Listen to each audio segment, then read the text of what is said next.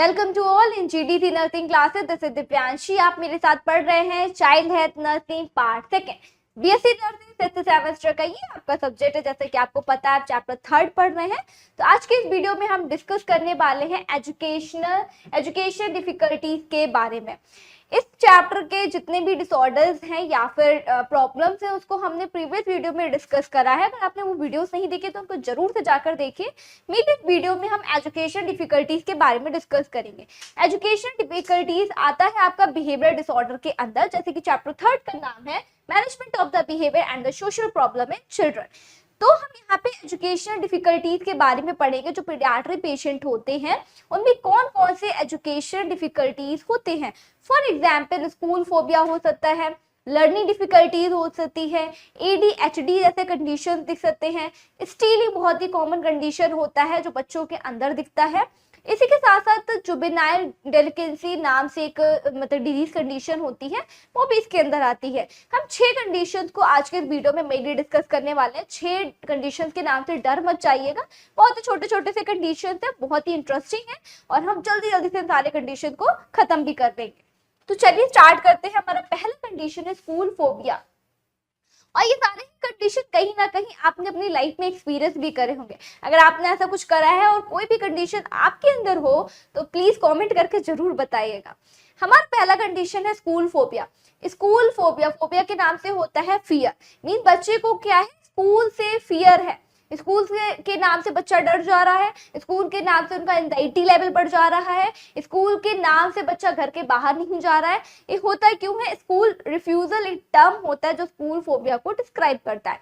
Mean बच्चा school जाने से क्या कर रहा है, मना कर रहा है। अभी जैसे ही कुछ बच्चों का एडमिशन होता है तो वो क्या करते हैं, स्कूल जाने से मना करते हैं। मतलब बहुत ज्यादा क्राई करेंगे, पहले दूसरे दिन तो उन्हें स्कूल भेजने में बहुत ही मुश्किल होती है। बट धीरे धीरे ग्रेजुअली वो अडॉप्ट करते हैं, फिर नॉर्मल फॉर्म में बिना रोए स्कूल जाना वो स्टार्ट कर देते हैं। बट जो स्कूल फोबिया है ये परसिस्टेंट रहता है, नीचे लंबे समय तक के लिए रहता है। बच्चा बड़ा भी हो जाता है तब भी उनके अंदर फियर और एंजाइटी स्कूल को लेकर रहती है। वो रिफ्यूजल की कंडीशन में ही रहते हैं, स्कूल जाना नहीं मांगते बिल्कुल भी। ऐसा इसलिए भी हो सकता है कि उनका जो पास्ट एक्सपीरियंस रहा है उनके पहले के स्कूल से वो हो सकता है खराब रहा हो, टीचर के साथ में बॉन्ड अच्छा ना हो, टीचर बहुत ज्यादा स्कॉल्ड करते हो उनको या फिर पनिशमेंट देते हो, उनके जो पीयर ग्रुप है उनके साथ में बच्चे का बॉन्ड अच्छा नहीं है जिस वजह से उन्हें टीज करा जा रहा है। तो बच्चा उसमें भी एंजाइटी फियर में रहता है कि उनके साथ के बच्चे उन्हें परेशान करेंगे, इसलिए वो क्या करते हैं, स्कूल जाने से मना करते हैं। ये भी कंडीशंस हो सकते हैं। इसी के साथ में बहुत ज्यादा पेरेंट्स प्रेशराइज कर रहे हैं पढ़ाई के लिए या फिर जो एनवायरनमेंट है वो सपोर्टिव नहीं है बच्चे के लिए, तभी भी ऐसा हो सकता है कि बच्चा क्या कर रहा है, स्कूल जाने से मना कर रहा है। साइनस सिम्टम्स में क्या दिखेगा, एंजाइटी दिखेगी, फियर दिखेगा इंटेंस लेवल पे, बच्चा बहुत ज्यादा फ्रस्ट्रेट होगा, सोशलाइज होना नहीं मांग रहा होगा। तो ये सारे कंडीशन साइनस सिम्टम्स में अकर होते हैं। मैनेजमेंट में हम क्या कर सकते हैं, बिहेवियरल थेरेपी, जो भी उनका मॉडिफिकेशन है बिहेवियर को हम उसको चेंज कर सकते हैं। इसके साथ ही साथ उन्हें सोशल गैदरिंग में इन्वॉल्व करेंगे कि वो सोशलाइज हो, या फिर जो भी कॉजिंग फैक्टर है उसको आइडेंटिफाई करेंगे, देन हम उसे सॉल्व करने की कोशिश करते हैं। तो डिटेल में देखते हैं कि स्कूल फोबिया एक्चुअल में होता क्या है। School phobia also known as the school refusal, जैसे कि मैंने बताया इसमें बच्चे क्या शो करते हैं, स्कूल रिफ्यूजल को शो करते हैं। Is a condition where a child और the adolescent experience significant anxiety और फियर। ये जो कंडीशन है कैसे कैरेक्टराइज हुई है, इसमें 2 चीजें दिखती है, एंजाइटी और द फियर। फोबिया का वर्ड आया तो एंजाइटी तो उसके साथ में लगा ही हुआ होगा। फोबिया वर्ड का मतलब ही क्या होता है, फियर होता है। Related to the attending school, ये किससे रिलेट करता है, जो भी एंजाइटी बच्चे के अंदर है, जो फियर प्रेजेंट है बच्चे के अंदर, वो स्कूल को अटेंड करने से रिलेटेड होता है। इसी के साथ में often leading to the avoidance और the refusal to go to the school. अक्सर बच्चे क्या दिखाएंगे कि वो स्कूल जाने के लिए मना करेंगे या फिर कोई ना कोई बहाना बना देंगे कि आज मेरे पेट में दर्द हो रहा है, मेरे सर में दर्द हो रहा है, मुझे फीवर है, मुझे स्कूल नहीं जाना, मेरा होमवर्क नहीं पूरा है। तो बहुत सारे बहानेबाजी वो करते हैं, इसलिए करते कि उन्हें स्कूल ना जाना पड़े। अगर आप में से भी कोई ऐसा हो जिन्होंने अपने बचपन में ऐसी हरकतें करी हो, स्कूल ना जाने की वजह से बहानेबाजी करे, तो कमेंट में जरूर बताएगा, हमें भी पता चले कि कौन कौन से बच्चे जिनमें स्कूल फोबिया जैसे कंडीशन उनके चाइल्डहुड पीरियड के टाइम में रहे हैं। कॉजेस क्या हो सकते हैं? सेपरेशन एंजाइटी, मीन बच्चे को बहुत ही ज्यादा एंजाइटी है कि वो अपने मदर से सेपरेट ना हो जाए, उन्हें उनका जो फैमिली एनवायरनमेंट है वो उससे दूर ना हो जाए। उन्हें फियर होगा कि वो जहाँ भी स्कूल में जाएंगे वहाँ का एनवायरनमेंट सपोर्टिव नहीं होगा, उन्हें वहाँ पे कोई केयर या फिर प्यार नहीं कर रहा होगा, वहाँ का एनवायरनमेंट बहुत ही ज्यादा ऐसा नहीं एग्रेसिव टाइप में होगा कि लोग क्या करेंगे, उनको परेशान करेंगे। तो बच्चे को क्या रहता है? सेपरेशन एंजाइटी रहती है सबसे ज्यादा। तो सेपरेशन एंजाइटी उन्हें अपने मदर से रहती कि वो क्या है, अपने मदर से दूर हो रहे हैं। नेक्स्ट है सोशल एंजाइटी, या फिर कुछ ऐसे बच्चे हो सकते हैं जिनमें सोशल इंटरेक्शन करने का कॉन्फिडेंस नहीं है, या फिर सोशलाइज होने से वो पीछे हटते हैं, या फिर सोशल कम्युनिकेशन स्किल उनके बहुत ज्यादा अच्छे नहीं है। इस वजह से भी बच्चा क्या करता है? निग्लेक्ट करता है स्कूल जाने से। Fear of the social interaction of a bully, means बच्चा क्या है, बहुत ही ज्यादा बुली फील करेगा कि लोग उन्हें टीज ना करें, बुली ना करें, अलग अलग तरीके की बातें ना करें, तो उनका इंटरेक्शन जो होता है वो अच्छा नहीं होता अदर लोगों के साथ में। एकेडमिक प्रेशर हो सकता है बहुत ही ज्यादा पेरेंट्स के साइड से या फिर एल्डर्स के साइड से बच्चे के ऊपर प्रेशराइज करा जा रहा हो पढ़ाई को लेकर। इस वजह से भी बच्चा अगर हमारे ही ऊपर किसी काम को करने के लिए बहुत ही ज्यादा प्रेशराइज करा जा रहा हो, तो एक टाइम आता है जिस पर हम क्या करते हैं, उस काम को करने से ही मना कर देते हैं। तो बच्चों के साथ में भी ऐसा ही होता है, जब हम बहुत ज्यादा उन्हें एकेडमिक परफॉर्मेंस को लेकर प्रेशराइज करेंगे कि ऐसे नहीं करो, ऐसे नहीं खेलो, सिर्फ पढ़ाई करनी है, यहाँ पे मत बैठो, पढ़ाई करो, जाके ये गेम मत खेलो, पढ़ाई करो, तो बच्चा क्या होता है? फ्रस्ट्रेट हो जाता है, फिर वो अवॉइडेंस दिखाने लगेगा अपनी पढ़ाई को लेकर। तो ये भी कॉमन कंडीशन होती है। Stress related to the academic performance, बच्चा बहुत स्ट्रेस्ड में रहेगा कि मैं कैसे अपनी पढ़ाई में इंप्रूव कर सकूं। ट्रॉमा हो सकता है, कोई भी पास्ट एक्सपीरियंस बच्चे का रहा हो स्कूल से रिलेटेड जो अच्छा नहीं था, और उनका स्कूल चेंज हो रहा है, तो वो वहां भी जाने से क्या है, डर रहे कि इस वाले स्कूल में भी मेरे साथ में ऐसा ही होगा। तो बच्चे के अंदर फियर जो होता है वो बैठ जाता है, वो डर जो होता है उनके अंदर मतलब कि बैठ जाता है, जिस वजह से वो रिफ्यूज करते हैं स्कूल जाने से। नेक्स्ट क्या है? लर्निंग डिफिकल्टी है, मीन्स अंडर डायग्नोस्ड टू और द अनसपोर्टेड लर्निंग डिफिकल्टी। अगर बच्चे को लर्निंग में डिफिकल्टी हो रही है, उनका लर्निंग बहुत ज्यादा अच्छा और इफेक्टिव नहीं है, जिस वजह से भी क्या हो सकता है, बच्चे स्कूल जाने से निगलेक्ट करना, मीन्स उन्हें रीडिंग नहीं आती करनी, या फिर उनका राइटिंग स्किल इतना अच्छा नहीं है, उनका कमांड नहीं अच्छा है, लर्निंग में उन्हें प्रॉब्लम हो रही है, तो उस वजह से भी क्या होता है? डिस्क्रिमिनेशन होता है कि बच्चे टीचर क्या करते हैं, जो बच्चा अच्छे से पढ़ रहा होता है उसके ऊपर ज्यादा कॉन्सेंट्रेट करते हैं। कई बार ये सारी चीजें बच्चा फील करता है कि वो वाला बच्चा अच्छे से पढ़ रहा है, मैं तो पढ़ ही नहीं पा रहा हूँ, तो भी क्या है, बच्चे अवॉइडेंस सिखाते हैं स्कूल जाने से। साइड सिम्टम्स क्या हो सकते हैं? जैसे कि मैंने बताया, फियर एंजाइटी तो बहुत ही कॉमन रहेगा। इसी के साथ साथ जैसे हमने डेफिनेशन में देखा था कि बच्चा क्या करेगा, रिफ्यूज करेगा स्कूल जाने से, मतलब वो मना कर रहे होंगे स्कूल का नाम, तो नहीं जाना है, स्कूल देखते ही डर जाएंगे, स्कूल के पास जाएंगे तो रोना शुरू हो जाएगा, इतना रोएंगे, रोते रोते अपने सांस को भी रोक लेते हैं कि जिस वजह से साइनोसिस और उनका स्किन भी पेल हो जाता है। तो बहुत इंटेंस लेवल पे ये फियर होता है उनके अंदर। Refusal to attend the school, consistent avoidance और refusal to the go to the school, मतलब रिफ्यूज कर रहे हैं स्कूल जाने से। इसी के साथ में क्या होगा, उनका जो अटेंडेंस होगा वो भी बहुत ज्यादा कम होगा। एंजाइटी दिखेगी, इमोशनल डिस्ट्रेस में दिखेंगे, क्राई करेंगे बहुत ज्यादा, टेम्पर टेंट्रम्स दिखेगा, meltdowns related to the school attendance, mean उनका स्कूल अटेंडेंस का जो परफॉर्मेंस है वो भी गिर रहा होगा। इसी के साथ में वो क्या कर रहे होंगे, प्रोटेस्ट भी करते हैं कि नहीं जाना है, मुझे ऐसा नहीं करना है। तो ये सारे कंडीशन कॉमन होते हैं उन बच्चों में जिनमें स्कूल फोबिया होता है। Avoidance behaviour, finding the excuses और hiding to avoid the going to the school. जैसे कि मैंने बताया, बच्चे कह रहे होंगे मेरे स्टमक में पेन है, मुझे हेडेक हो रहा है, मुझे फीवर है, मेरा आज मन नहीं है जाने का, टीचर मुझे डांटेंगे, तो इस वजह से वो क्या कर रहे होते हैं, बहानेबाजी कर रहे होते हैं, एक्सक्यूज मेक कर रहे होते हैं कि उन्हें किसी भी वजह से क्या है, स्कूल ना जाना पड़े, या फिर पेरेंट्स कहते हैं कि चलो ठीक है आज स्कूल नहीं जाना है। तो वो सारे मौके को फाइंड आउट करते हैं जिसकी वजह से उन्हें पेरेंट्स क्या करें, स्कूल ना भेजें। नेक्स्ट हम देखेंगे मैनेजमेंट, स्पेसिफाई हम करेंगे इसके मैनेजमेंट को कि किस तरीके से स्कूल फोबिया से जो बच्चा सफर कर रहा है उसको हम मिनिमाइज करें। तो इसके लिए हम क्या कर सकते हैं, पेशेंट को कॉग्निटिव बिहेवियरल थेरेपी दे सकते हैं। अभी बिहेवियरल प्रॉब्लम में जितने भी डिसऑर्डर है उन्हें बिहेवियर थेरेपी के थ्रू ही हम उसे ट्रीट भी कर सकते हैं। तो हम क्या करेंगे, आइडेंटिफाई करेंगे सबसे पहले अंडरलाइंग कॉज को, कि मेनली बच्चे को प्रॉब्लम क्या है जिस वजह से वो रिफ्यूज कर रहा है स्कूल जाने से।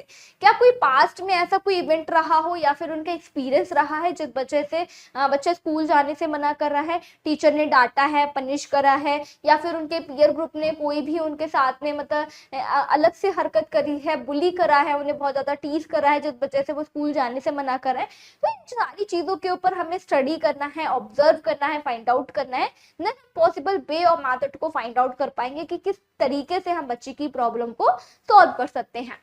नेक्स्ट क्या है, collaborate with the school. Collaborate करेंगे स्कूल के साथ में, टीचर्स के साथ में, प्रिंसिपल के साथ में, या फिर उनके क्लास में जो भी क्लास यार होगा, बच्चे की परफॉर्मेंस के बारे में पूछेंगे, बच्चा कैसे रहता है, किस तरीके से बातचीत करता है। स्कूल के टीचर्स को मोटिवेट करेंगे कि बच्चे पे थोड़ा पर्सनल अटेंशन दें, उनको मोटिवेट करें पढ़ाई करने के लिए, स्कूल की एक्टिविटीज से इंगेज करें, स्कूल का एनवायरनमेंट बच्चे के लिए फ्रेंडली बनाए, इसकी वजह से वो अट्रैक्ट हो स्कूल की तरफ, ना कि वो डरे स्कूल के नाम से। ग्रेजुअल एक्सपोजर में उन्हें फोर्स नहीं करना है कि तुम्हें स्कूल जाना है, स्कूल जाना है, उठो स्कूल जाना है। धीरे धीरे करके हम क्या करेंगे, बच्चे के अंदर एक हैबिट पड़वाएंगे स्कूल जाने के लिए। तो धीरे धीरे करके उन्हें उस एटमॉस्फेयर से, उस एनवायरनमेंट से उन्हें मीट कर पाएंगे, जिसके थ्रू जो भी उनका फियर है, एंजाइटी है, वो धीरे धीरे करके वो निकल पाए। Coping the skill, coping mechanism का स्कूल मतलब कि स्किल्स का यूज करेंगे, जिसके थ्रू रिलैक्सेशन टेक्निक का यूज करते हैं, मेडिटेशन का यूज करेंगे, म्यूजिक थेरेपी देंगे बच्चे को, उन्हें इंगेज रखेंगे, जिसके थ्रू वो कोप अप कर पाए अपनी एंजाइटी और फियर के ऊपर। Next support system, establish a support system for the child. Cognitive behaviour therapy important है, जो भी उनका निगेटिव बिहेवियर है या फिर निगेटिव थिंकिंग है उसको मतलब कि हटाने के लिए, दूर करने के लिए कॉग्निटिव बिहेवियर थेरेपी का हम यूज करते हैं।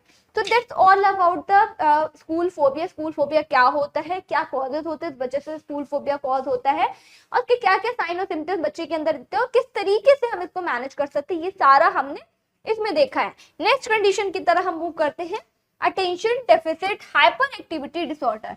इसको शॉर्ट फॉर्म में कहते हैं ADHD, attention deficit hyper active disorder. इसमें क्या होता है, मेनली थोड़ा सा समराइज करती हूँ इस कंडीशन को। इसमें बच्चे क्या कहते हैं, अटेंशन को लेके बहुत ज्यादा मतलब कि नहीं, इम्पल्सिव उनके अंदर बिहेवियर रहता है, और बहुत ही हाइपर एक्टिविटी को वो शो करते हैं, अपने आप से कुछ कुछ चीजों को करेंगे, उनका जो मतलब अटेंशन रहता है, फोकस रहता है, वो डेविएट रहता है। इसी के साथ उनकी पर्सनैलिटी डिसऑर्गेनाइज होती है, किसी भी चीज को वो अच्छे से नहीं कर रहे होते उस टाइम पे। तो ये सारे कंडीशन किसमें दिखते हैं, attention deficit hyper activity disorder में दिखते हैं। जेनेटिक की वजह से भी होता है, कुछ जेनेटिक कंडीशंस होते हैं जो कंट्रीब्यूट करते हैं किसको, ADHD को, तो इस वजह से भी हो सकता है।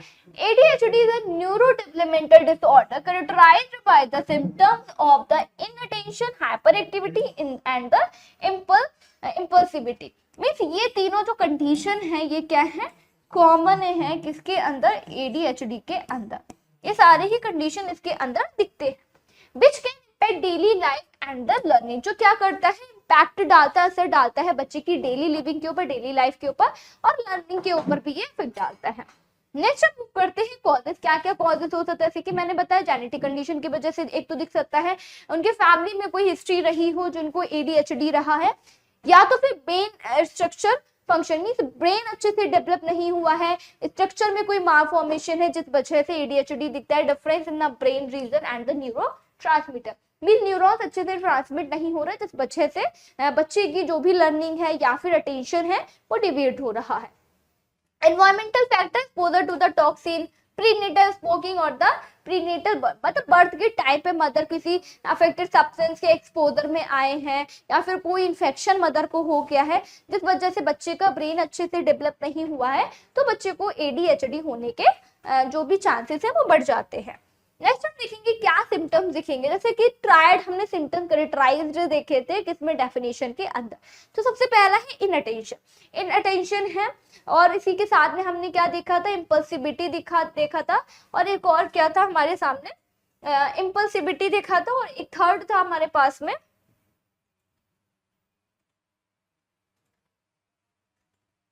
Hyper activity. बहुत ज्यादा मोस्ट कॉमन है कि बच्चा क्या होगा, बहुत ज्यादा हाइपर एक्टिविटी शो करता है, मीन्स कोई भी चीज कर रहे हैं आगे से आगे बढ़ के हम कर रहे हैं, एक काम को वो फिनिश नहीं कर पाए तो दूसरे काम को उन्होंने स्टार्ट कर दिया, इस तरीके की एक्टिविटी उनके अंदर दिखती है। इनअटेंशन में क्या होगा, difficulty to sustaining focus, mean उन्हें एक चीज पे फोकस रहने में प्रॉब्लम रहती है। इसी के साथ में डिसऑर्गेनाइजेशन, मीन उनका जो पर्सनैलिटी होता है वो एकदम से डिसऑर्गेनाइज होता है, अच्छे से अपने काम को ऑर्गेनाइज नहीं कर पाते क्योंकि उनका फोकस नहीं अच्छा है। फॉरगेटफुलनेस मींस एक काम को कर रहा है तो उसको छोड़ के दूसरे काम की तरफ मूव कर दिया, फिर कुछ और करने लगे तो पहले वाले वर्क को क्या करते वो भूल जाते कि वो क्या कर रहे थे, या फिर उन्होंने किसी से कुछ कहा था तो क्या कहा था, तो वो इस चीज को क्या करते हैं भूल जाते हैं। तो एक कंडीशन इसमें अराइज होती है forgetfulness, frequently forgetting the task और द अपॉइंटमेंट, जो भी उनके अपॉइंटमेंट है, टास्क है, हाइपर एक्टिविटी की वजह से वो भूल जाते हैं। नेक्स्ट हम देखेंगे इम्पल्सिविटी। इम्पल्सिव बिहेवियर बहुत ज्यादा एक्टिंग बिहेवियर होता है, टेंशन सीकर होते हैं, तो ये सबसे ज्यादा कि क्या है उनके अंदर परफेक्शनिज्म बहुत ज्यादा होता है, हर एक चीज में अपने आप को परफेक्ट दिखाने का वो ट्राई कर रहे होते हैं कि हर एक चीज को हम बहुत अच्छे से कर लेंगे, दूसरे बच्चों से हम बहुत ज्यादा अच्छे हैं, तो हर एक एक्टिविटी में अपने आप से आगे आगे जाके वो इंगेज करते हैं। एक्टिंग विदाउट द थिंकिंग, जो भी एक्ट कर रहे होंगे बिना सोचे समझे उन्हें वो एक्ट करना, मीन उनके अंदर इंपल्शन रहता है किसी भी चीज को करने का। इंटरप्टिंग द अदर, दो लोग बात कर रहे होंगे उन्हें अपने थॉट को रखना है बिना ये सोचे समझे कि उनके बीच में क्या कम्युनिकेशन चल रहा है, क्या टॉपिक चल रहा है, उन्हें अपनी राय मशवरा रखना होता है।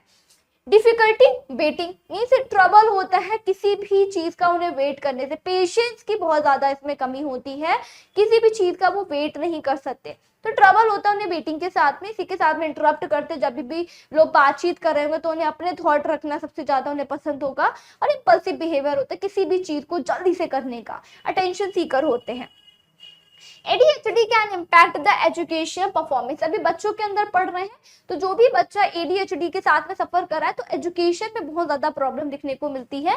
Means academic achievement, difficulty to completing the assignment और the meeting academic expectation, means एक चीज पे फोकस नहीं कर पा रहे हैं तो वो अच्छे से अपना जो उन्हें असाइनमेंट स्कूल में मिलते हैं या फिर जो भी उन्हें टास्क मिलता है तो वो अच्छे से उसको कंप्लीट नहीं कर पाते, इसलिए नहीं कर पाते क्योंकि उनका फोकस डिविएट रहता है। जब एक चीज को वो अच्छे से नहीं करेंगे और एक चीज को इनकम्प्लीट छोड़ के दूसरे काम को करने लगेंगे तो ये नॉर्मलाइज सी बात है कि क्या होगा, वो ना ही तो वो जिस काम को उन्होंने छोड़ा है उसको कंप्लीट कर सकते हैं, ना ही जिस काम को स्टार्ट करा है ना ही तो वो उसे कंप्लीट कर पाएंगे। तो अकेडमिक में भी उनका जो परफॉर्मेंस है पुअर हो जाता है। Organization and the time management, struggle रहता है उनको कि अपने टाइम को किस तरीके से मैनेज करें, चीजों को किस तरीके से उन्हें ऑर्गेनाइज करना है, किस तरीके से बैलेंस को मेंटेन करना है, तो उसमें वो बहुत ही ज्यादा मतलब कि उनकी जो थिंकिंग है वो बहुत ही ज्यादा पुअर होती है, वो अच्छे से डिसाइड नहीं कर पाते कि किस टाइम पे उन्हें क्या एक्शन को लेना है।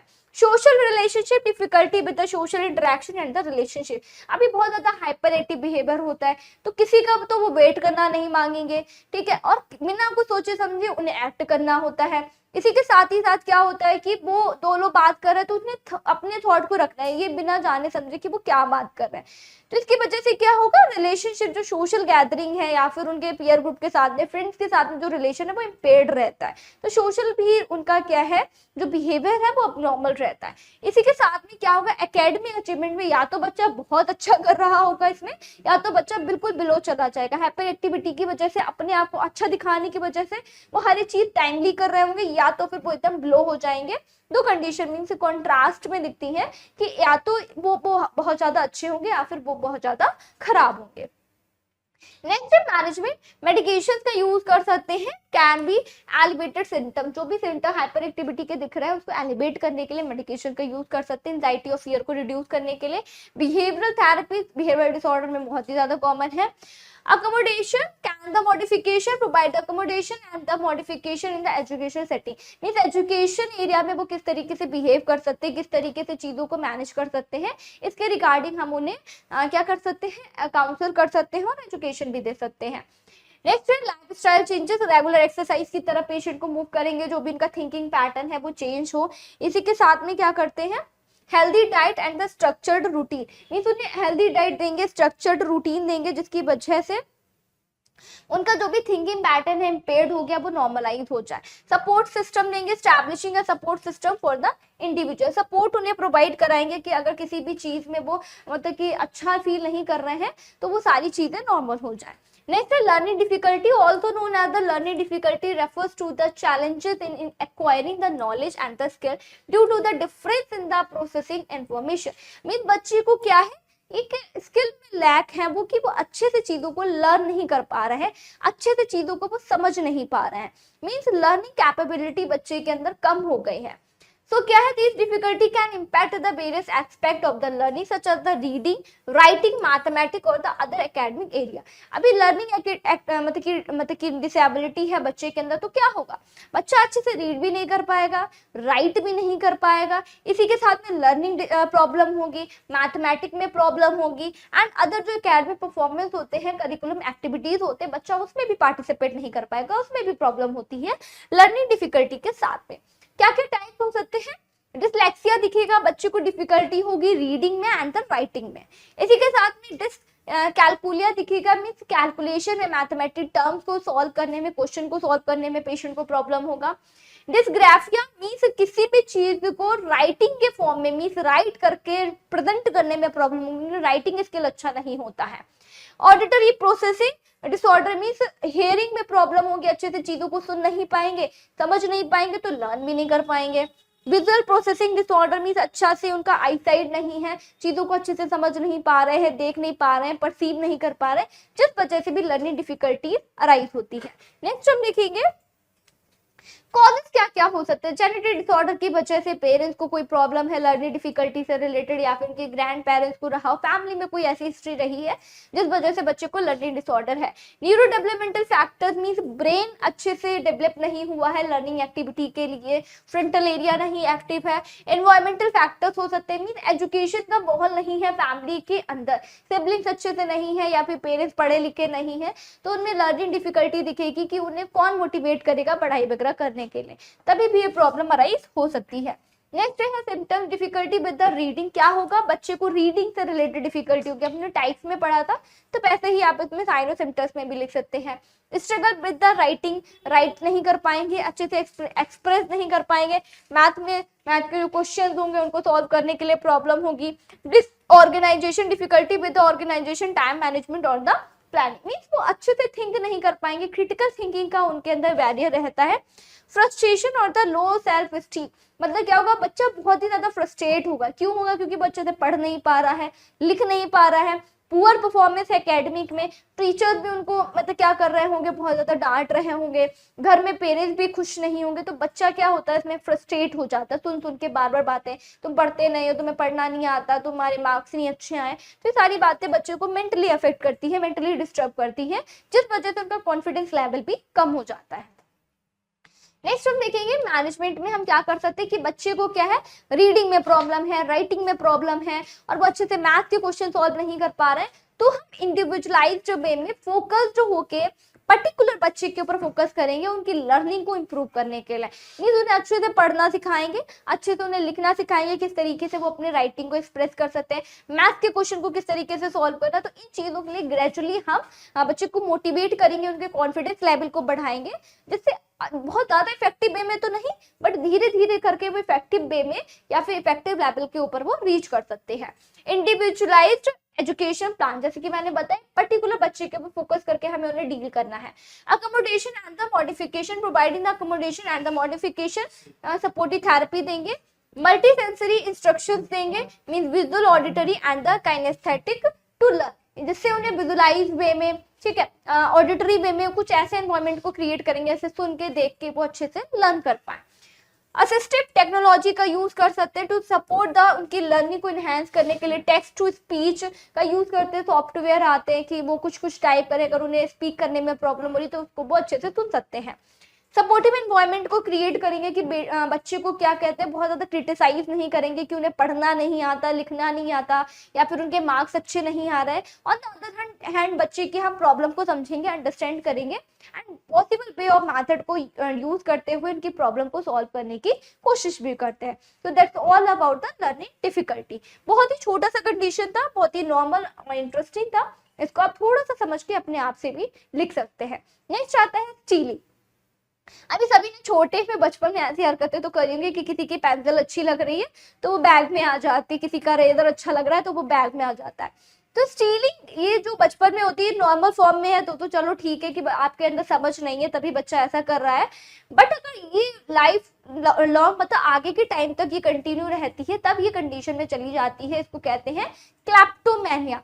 मतलब एक ऐसा इंपल्सिव बिहेवियर होता है, जब तक कोई इंसान किसी भी चीज को चुरा ना ले, उन्हें अच्छा नहीं लगता उन्हें, मतलब कि क्या कह सकते हैं, पीस में नहीं आते वो, उन्हें किसी भी की भी कोई भी चीज क्या करनी है, स्टील करनी है, चुरानी है, जिसको एक टर्म डिफाइन करते हैं क्लैप्टोमैनिया। ये साइकेट्रिक डिसऑर्डर के अंदर भी आता है।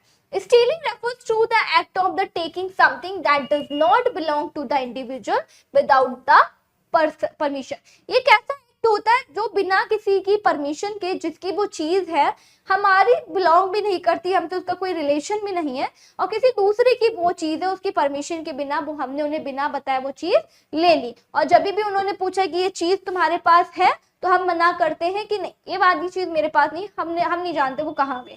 तो इस तरीके का बिहेवियर बच्चा दिखाता है। In children and the adolescent stealing can be behavioural issue that require the attention and the guidance. जिसको सही समय पे सही मैनेजमेंट के थ्रू, सही इंटरवेंशन के थ्रू ट्रीट करना बहुत ही ज्यादा इंपॉर्टेंट हो जाता है, नहीं तो ये सीवियर प्रॉब्लम के अंदर चली जाती है। कि बहुत ही ज्यादा इंपल्सिव बिहेवियर दिखेगा कि जब तक कोई भी चीज वो चुरा नहीं लेंगे किसी की तो उन्हें अच्छा नहीं लगता, उन्हें मतलब एक कंपल्शन रहता है कि उन्हें किसी की भी चीज क्या करनी है, स्टील करनी है। नेक्स्ट हम देखेंगे causes, lack of the impulse control, मतलब इम्पल्शन को कंट्रोल करने का उनके अंदर पावर नहीं होता। पीयर प्रेशर, या फिर हो सकता है साथ में क्लासमेट फोर्स कर रहे हो कि भाई उसकी वो चीज ले ले, वो अच्छा लग रहा है ऐसा कर ले, तो इन्फ्लुएंस में आके बच्चे ऐसा करते हैं। लो सेल्फ स्टीम होता है, फीलिंग ऑफ द इनएडुकेट और सीकिंग द अटेंशन। बच्चा हो सकता है कि उनको कोई तक देख ना रहा, उनके ऊपर अटेंशन ना दे रहा हो, तो इस बच्चे से भी बच्चे करते हैं। या फिर फाइनेंशियल स्ट्रेस हो सकता है कि बच्चे के पास में इनफ मनी नहीं है अपनी मतलब कि जो भी उनकी डिजायर है उसको फुलफिल करने के लिए, तो वो दूसरों की चीजों को बिना उनके परमिशन के लेने लगते हैं, तो ये भी फैक्टर हो सकता है। नेक्स्ट हम देखेंगे सिम्टम्स क्या दिखेंगे, टेकिंग आइटम विदाउट परमिशन, मतलब किसी का भी जो आइटम है बिना परमिशन के वो उनसे ले रहे हैं। हाइडिंग और डिनाइंग द बिहेवियर, एक ऐसा बिहेवियर उनके अंदर आ जाता है कि चीजों को वो हाइड करने लगते हैं, जब उनसे पूछा जाता है कि ये आपने लिया तो डिनाई करने लगते हैं कि नहीं नहीं ये हमने नहीं लिया। झूठ बोलने की आदत बहुत ही ज्यादा बच्चे के अंदर बढ़ जाती है। इम्पल्सिविटी बढ़ जाती है, acting impulsive without consider the consequences, means उन्हें ये नहीं पता है कि ये बहुत ज्यादा सीवियर चीजें बढ़ जाती हैं, तो आगे लाइफ लॉन्ग भी ये अफेक्ट करती है। तो ये क्या है, बच्चों के अंदर ये डेंजर कॉन्सिक्वेंसेस को भी ये रेस कर सकता है। तो बिना किसी रिजल्ट को जाने हुए इम्पल्सिव बिहेवियर उनके अंदर जनरेट होता है चीजों को चुराने का। नेक्स्ट मैनेजमेंट में हम क्या कर सकते हैं, setting clear expectations, establish a clear rule and the consequence, मतलब बच्चे को बताएंगे कि आप चुरा रहे हैं तो ये कंडीशन कैसी बढ़ जाएगी आगे चल के, आपको मतलब कि क्या कह सकते हैं, जेल भी हो सकता है, आपसे मतलब कि टैक्स भी पड़ सकता है इन चीजों के लिए। तो उन्हें थोड़ा सा मतलब कि इसके बारे में अवेयर करेंगे, एजुकेट करेंगे कि उन्हें ऐसा नहीं करना चाहिए, तरीके का जो बिहेवियर है ये गलत है। पॉजिटिव रीइंफोर्समेंट देते हैं, honesty and the good behaviour की तरह पेशेंट को लीड करेंगे। टीच करेंगे एम्पैथी के साथ में, मीन्स उनकी जो प्रॉब्लम है, स्टीलिंग क्या है, उनका बिहेवियर बन गया है, एक डिसऑर्डर के अंदर आ गया है, तो हमें क्रिटिसाइज नहीं करना, बच्चे को अच्छे से एम्पैथी के साथ में अंडरस्टैंड करना है, देन उनकी प्रॉब्लम को सॉल्व करने की तरफ हम फोकस करते हैं। प्रॉब्लम सॉल्विंग स्किल का यूज करते हैं, कंसिस्टेंट कॉन्सिक्वेंसेस से implementing the consistent consequences for the steel, मतलब उन्हें लगातार हम बताते रहेंगे, मतलब कि एक्सपोजर कराते रहेंगे कि क्या कॉन्सिक्वेंसेस हो सकते हैं स्टीलिंग के। ओपन कम्युनिकेशन मेथड का यूज करेंगे, एनकरेज करेंगे लोगों को कि जो उनकी प्रॉब्लम है, जो उनका इंपल्शन है, जो उनके थॉट प्रोसेसिंग है वो अच्छे से बताएं। जब वो अच्छे से बताएंगे तो उनकी प्रॉब्लम को सुन के हम उसे सॉल्व भी कर सकते हैं। Encouraging the open discussion about the feeling और द नीड, जो भी उनकी नीड है, जो भी वो मतलब कि फील कर रहे हैं, तो उसके बारे में वो ओपन वे में डिस्कस करें, चीजों को बताएं, जिसके थ्रू हम बेटर वे ऑफ सोल्यूशन को फाइंड आउट कर पाए उनकी प्रॉब्लम को सॉल्व करने के लिए। नेक्स्ट है एग्रेसिवनेस, बच्चों के अंदर ये बहुत ही ज्यादा एजुकेशन रिलेटेड प्रॉब्लम है, इशू है। एग्रेसिव नेचर बच्चा दिखाता है, मतलब बहुत ही ज्यादा सडन बर्स्ट हो जाते हैं। Aggressiveness refers to the behavior that intends to cause the harm or the dominant other, mean बहुत ही ज्यादा एग्रेशन के साथ में दूसरों के ऊपर क्या करते हैं, डोमिनेट करने की कोशिश करते हैं, प्रेशराइज वे में करते हैं कि तुमको मेरी बात माननी है, तुमको ऐसा करना है। पीयर ग्रुप में तो ऐसा होता है कि बच्चा स्कूल जा रहा है तो आपस में लड़ाई झगड़े भी हो जाते हैं इस बात की वजह से कि क्या है, बच्चे के अंदर एग्रेसिव बिहेवियर, डोमिनेंट बिहेवियर है कि दूसरा अगर उनकी बात नहीं मान रहा है तो वहां पे फिर लड़ाई झगड़ा हो जा रहा है। ऑफन मैनिफेस्टिंग द वर्बल और द फिजिकल एग्रेशन, मीन्स मुंह से अब्यूजिंग वर्ड का यूज करते हुए लड़ाई झगड़ा भी करेंगे, फिजिकल फॉर्म में मारपीट करके भी वो घर पे वापस आ जाएंगे। पता क्यों है ऐसा, एनवायरमेंटल फैक्टर की वजह से हो सकता है, सराउंडिंग एरिया ऐसा है जिस वजह से बच्चा ऐसा बिहेवियर शो कर रहा हो, फ्रस्ट्रेशन या फिर एंगर की वजह से हो सकता है, अनमैनेज्ड इमोशन मीन उन्हें अपने इमोशन को मैनेज करना नहीं आ रहा, डेवलपमेंटल फेज है, बच्चा अच्छे से मतलब अडॉप्ट नहीं कर पा रहा है, चीजों को अंडरस्टैंड नहीं कर पा रहा है, तो ये एग्रेसिव बिहेवियर हो सकता है।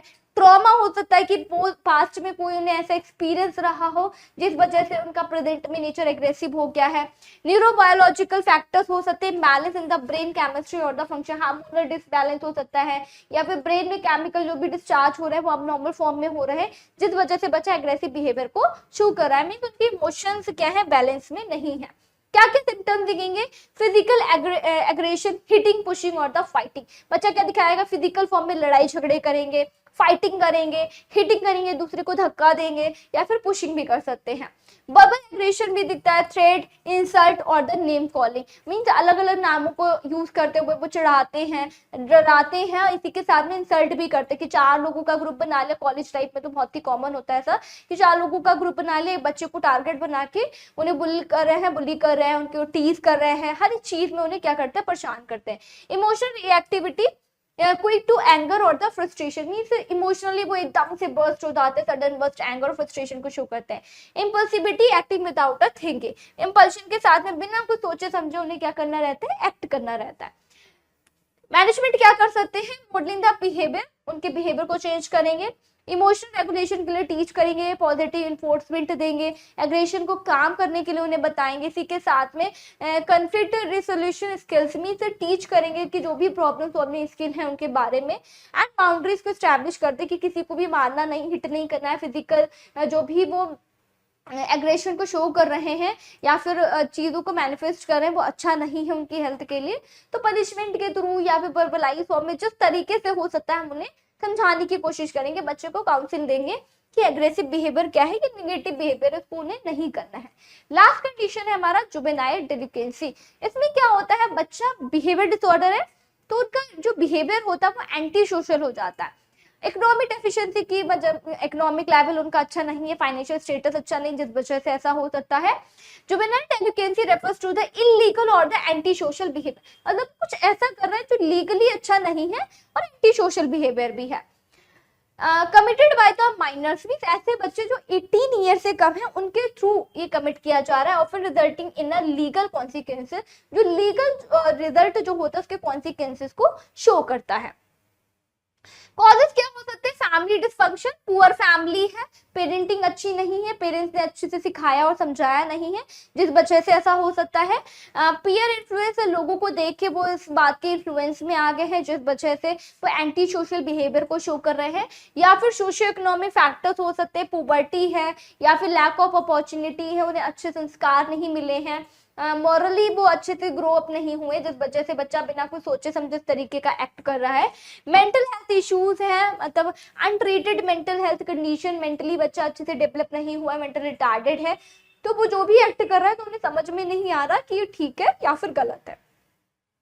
लेक ऑफ द सुपरविजन, कि बच्चा अगर कुछ गलत कर रहा है तो वहां पे कोई भी नहीं है बच्चे को गाइड करने वाला कि बेटा ये वाला बिहेवियर अच्छा नहीं है या फिर आपको इस तरीके से एक्ट नहीं करना, तो ये सारे प्रॉब्लम होते हैं जिस वजह से जुवेनाइल डेलिकेंसी अराइज होती है।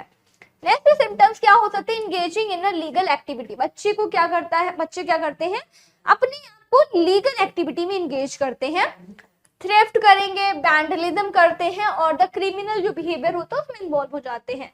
ट्रेंसी, स्कीपिंग द स्कूल और the skipping the classes, means bunk करेंगे क्लास से, एग्रेशन बिहेवियर दिखाएंगे, वर्बल वे में, फिजिकल वे में वो बहुत ही फ्रस्ट्रेटेड बिहेवियर को शो करते हैं, सब्सटेंस अब्यूज हो जाते हैं, मींस जो भी टोबैको कंजप्शन है या फिर अल्कोहल है, स्मोकिंग है, ये सारी चीजें वो करने लगते हैं, किसके अंदर आता है, एंटी सोशल बिहेवियर के अंदर आता है।